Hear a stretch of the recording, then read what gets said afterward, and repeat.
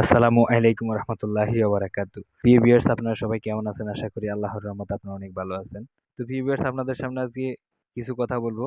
আপনারা অবশ্যই টাইটেল এবং থাম্বনেল দেখে বুঝে গেছেন। তো প্রিয় ভিউয়ার্স, আজকের ভিডিওটি হলো আপনারা দেখতেছেন যে কিভাবে তাপমাত্রা পড়তেছে।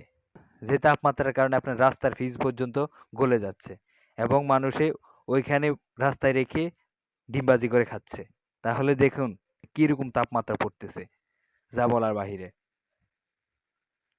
তো প্রিয় ভিউয়ার্স, এটা হলো যে একটা কেয়ামতের আলামত।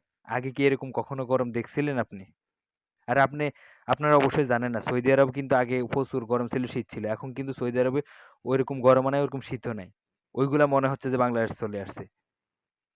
আর আপনারা এর মধ্যে দেখতেছেনও যে যেই জায়গায় মরুভূমিতে, মরুর দেশে কখনো বৃষ্টিপাত হলেও এত বেশি হয় না।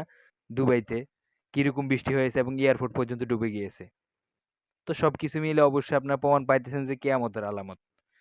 অবশ্যই আপনারা না বুঝলেও এটা আপনার কিছু আলামত সম্পর্কে মিলে যায়। এজন্য বলতে হয় যে এগুলা কেয়ামতের আলামত।